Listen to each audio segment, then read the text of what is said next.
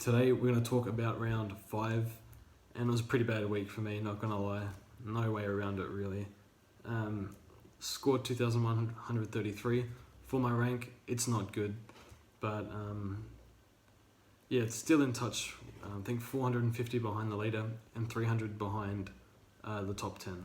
Not great, but I'm still in touch a little bit. So yeah, ranked 1,438. Yeah, anyway, onto the team. This one here, as it loads. Okay, so D1 is Wayne Miller for the last time, unfortunately. A little bit annoyed at this, but I chose to play a game that involves luck, and I can't really sit here and complain about being unlucky. So, yeah. So he has to go. I'll talk about him and also Harris Andrews later on, if you owned Andrews. So a lot of people wouldn't have had injuries so far, so I'm probably one of the few people in like long-term injuries. And I mean, if you had Fife or Rockcliffe, it's another story. But yeah, so talk about him after. Really annoying, but I'm in a bit of a bad spot now because I have a delayed upgrade now, so I can't upgrade next week, which I was planning to do. And yeah, I thought I got a keeper for 430k, maybe not. So yeah. So anyway, Zach Williams and Smith, they improved a lot this week. With these two players, I think I'm going to have to keep him. My mindset's kind of changed. I thought, maybe we'll move him on in the buys. I think this year there's just too many expensive players to get in, and even if they average 85 to 90, I think I'm just going to take that. So I don't think I have that luxury, especially because I've used trades unnecessarily, which I'll talk about after. But anyway, so yeah, they're doing fine, I guess. And the rookies are doing great. I got the on-field rookies right, sort of. Lost 1 point, doesn't matter. So Hawes' job security's gone up this week with, I think Jeddah's out for 8 weeks or something. And Wilkie's been playing good, and Scrimshaw was playing okay as well. So Clark, I think, might need a spell. Not sure. But yeah, I think we might need to move him on, but I'm not sure how to. So see what happens there. I'll try and figure out something. Now in the midfield was kind of underwhelming. I think I didn't really have a standout captain choice. I went for McRae, using my heart and not my head, unfortunately. But should have just gone with Cripps. Cripps was underscored, I think. So lucky for me, he didn't. He wasn't scored higher. So yeah, went Neil into McRae. I think this week we will do Neil into Cripps. Yeah, I think we need to have Cripps as a VCC pretty much every week. So yeah, Neil into Cripps this week. And yeah, Matt Crouch and Sloan. So Matt Crouch was on the bench for the last 10 minutes. Bit annoying, but it's fine. And Sloan, I think he had minus 25 Dream Team to Supercoach ratio. So a bit unfortunate, but it's fine. Happy with the Sloan pick. Jack Steele, again, bit of a nothing score, another sub-100 score. That's fine. I think he's in the top 15 mids or top 20 or something. I think top 20. So he can do better. I know it. We're going to hold him. Because if I trade him, I know exactly what's going to happen. So yeah. In Walsh, I hope he's a keeper. As ridiculous as it sounds, he's a special. I said it last week. He's the chosen one. So yeah, he's playing really well. I think 3-round average of 112, I think, something like that. Unbelievable stuff. And then, yeah, played Atkins on the field. Hopefully, Constable comes back. I think he will. So, yeah, and yeah, lost 11 points, doesn't matter. Now, in the rucks, Grundy was fine. Gorn was very good. Should have vice-captained him, but I didn't. So, his break even is 132. So that's okay. I don't think he'll drop much more. So, yeah. And also, I brought in Riley O'Brien. If you heard on the podcast, myself and Ann O'Brien did, or Ben, I should call him. Yeah, we said to bring O'Brien in this week. So, yeah, it's a good trade, it looks like. I did miss out on Sydney Stack, but it doesn't matter. Happy with O'Brien. I've seen some people trade out Gawn and Goldstein to go to O'Brien. I don't mind that. I wouldn't do it. If I had unlimited trades, I'd do it, but I don't. But it's a huge risk, so yeah. Okay, and up forward we have, I should zoom in, my bad. So Dangerfield is Dangerfield. Boak was tagged, he worked through it really well, so I still think looks like he's going to go 115 plus this year. Huge work rate off the ball, so it's a bit like Mitchell and McRae. So yeah, really promising stuff from him. Welcome back Heaney, got rid of Kelly. Looks really bad right now, but I was too scared of missing out on Heaney. So he's 560k now. I didn't want another player out of reach. But yeah, it was an unnecessary trade. I should have just held. But yeah, I didn't want Heaney going out of control. So yeah, also Kelly handled the tag really well. I thought he would crumble, but he didn't. He has Hutchings next week, but he might be fine. So yeah, I should be banned from trading, honestly. My trading has been horrific this year. So yeah, anyway, Moore I think will hold for a bit longer, averaging pretty much 80. So a lot of the forwards we're going to look to get in, probably going to go 90 to 100 anyway. So just hold Moore for a bit longer.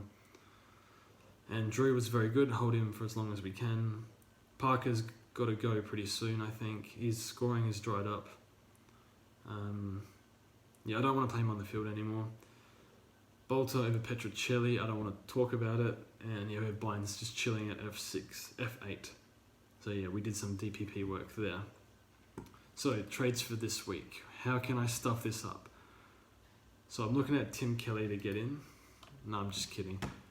So we're going to get rid of Bolter. I think Bolter loses his spot to Jack Rewalt, I assume, this week. Either way, he's not going to make much more money. So we're going to get Liam Baker. I'll talk about him in the agenda. And then with Millerer, so what I'm going to do with Millerer, I'll talk about him first up in the agenda. So we're going to put him on the bench, and we can loophole... I think Clark's going to lose his spot this week, so don't think we can loophole. So I think I'm okay with playing these defense rookies on the field. I think that's fine. Yeah, I think it should be fine, I hope. So yeah, now onto the agenda. I'm not doing a graphic for the agenda because I have so many assignments at the moment, and I want to get this video up pretty quick, so I'm pretty slow at editing, so yeah. So Millerer and Harris Andrews are the first two I'll talk about. Pretty unfortunate if you have these two. So what would I do if I had Millerer or Harris Andrews, which I do? I think this is the time to get in Jake Lloyd if you don't. I wouldn't be seduced by Jake Lloyd scoring 2 110s in a row. He's had way too many turnovers in the past 2 weeks from watching him, so I think that's affected his score. This week he might cop a tag from GWS. I think they forced Lloyd onto a wing in the elimination final last year, so but still long term, I think it's fine. But yeah, I think we're going to have to pay at least 580 to 600 for Lloyd anyway, and I think this is the time. It's going to take 3 trades unless you use a premium's cash. So I would get Lloyd in. If you already have Lloyd, I'd go for James Sicily, who I think is how much is he? 440, I think? Not 540. Yeah, 543k. So I would get Sicily in if you can, or Lloyd. Lloyd first, then Sicily. So might have to downgrade someone else, but I don't like any of the cheap defenders right now. So I think we need to pay up for Hearn, Lloyd, Whitfield. Laird's coming down a bit, which is nice. So yeah. Anyway, that's what I would do. The next guy I want to talk about is Zachary Merritt. So he's actually averaging 130. I'm not counting the first game because he was sick that game and he got tagged as well, but more to do with him being sick. So I think we need to get him in. Unfortunately, I can't see myself doing it anytime soon. If Constable gets to 400k, then I might try and get him in. But yeah, his trajectory, it's similar to Neil's and McRae's. A few years of in between 100 and 110, and then just skyrocket to 120 plus 130. So I don't know if Merritt can sustain it, but I think he has it in him to go score extremely well. So yeah, I think wait a little bit longer for me on Merritt, because I think it's just too much of an ask to get him in. But yeah, I really like Merritt. Give me Zach Merritt over Fife or Oliver right now. So, although Fife and Oliver are a bit cheaper, so I don't mind if you go for them. So yeah, I really like Zach Merritt, and I don't think we should ignore Zach Merritt at all. Such a good player. And now Essendon look pretty good. So next guy I want to talk about is Jack Billings. So he has a difficult fixture coming up, and historically he's been pretty bad in losses, but St Kilda are winning. So the thing with Billings, I've watched him a bit this year. I think he's actually hardened up a little bit. He's kicking goals in like red time. He's taken a few contested marks, and his disposals, I think he's averaging like 30 disposals a game. So he might actually not be a bad player in losses. I don't know, because he hasn't really had losses yet. But his style of play, I think he's getting a bit more physical at times. And he's definitely working harder. And yeah, he's got his confidence back, I think. So I'm happy to... I think he has a stretch of 5 games, which are pretty difficult. Plays the Crows this week. I know the Crows aren't that great at the moment, but the Crows, I think, have won 9 in a row against the Saints. So I'm going to wait until after the buys on Billings. But I like what I see so far. Pretty good starting pick, unless you traded him. Anyway, so next guy will be Caleb Daniel. So Luke Beveridge and John Longmire are battling it out for the worst coach in the competition right now. I'm not sure what Beveridge is doing. I think he had Dunkley playing ruck this week. But nonetheless, Daniel was playing half-back. I watched the game on the weekend, and he took plenty of kick-ins and pretty reliable down back. I think he had 1 bad turnover. But other than that, pretty good decision maker and plenty of ball. My one issue is I don't understand, like, he doesn't have a massive kick. So if you look at like Hawthorn and Adelaide, they use Sicily and Smith, who can kick 60 metres. I don't know, I think Suckling was dropped or injured, I'm not sure this week. But why wouldn't the Bulldogs use Johannesson or Suckling to take kick-ins? Because Daniel has to run 20 metres to kick it 70 metres, whereas Johannesson and Suckling can probably kick 60 off a few steps. So that doesn't make much sense to me, but maybe they just like his Daniel taking kick-ins because he's accurate or something.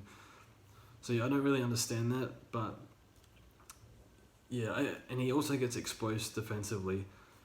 So I think he does keep his role, but there's always that chance that he doesn't. So teeny bit of a risk, but I like what I see. I wouldn't mind getting him in, but there is always that risk that's kind of annoying me. So I'm not sure which other forwards to get, to be honest. Ideally, I want one below 470k, because we're going to have to pay up in the mids, pay up in defence. I'd prefer to get someone cheap up forward. So yeah, I'm not sure. I'm thinking of, we're going to do a podcast this week, I think, so we'll talk about that more there. And finally, we have rookies. So Ross from Richmond was pretty good. Had to play on Josh Kennedy. That's pretty difficult ask for a second gamer. Did okay. I think he keeps his spot, but when Cochin comes back 2 or 3 weeks, he might have to come out. I think you can get him if you want, but there is a risk. I don't think I'll get him, but yeah. Had 40 touches in the VFL, so pretty good. Now Baker, get him in my opinion. He's ahead of Castagna, Bolton, Butler, in my opinion, so I like Liam Baker. You have to pay up for him, but if you're in my position where I have to play Parker on field, I would just get him in and play him on the field. So like the look of Baker, mature age as well. So Haitley, we can look at next week. Might have a spot for him with Callum Ward out at the Giants. so I don't mind Haitley. Will Hayes is from the Bulldogs, mature age, played pretty well. 35 pressure X, would have been the most this week in the AFL, I assume. Only problem is he might be a bit expendable because of the balance of the Bulldogs side, so probably have to wait a week on Hayes. And finally Lockhart, not sure I want to get him in, but yeah, might be our only option in defence, so probably a no. If you really, really want to and he comes back in, sure, I guess, but ideally no. So yeah, anyway, that is the video for this week. Yeah, pretty bad week, but yeah, so footy starts pretty soon. Just have a quick look at the leagues. Still number 1, which is nice. Hopefully we can maintain that. But anyway, so that's the Discord lead. You can join the Discord if you want. Yeah. Anyway, thanks for watching, and see you, I think, Sunday night next week. So yeah, have a good week.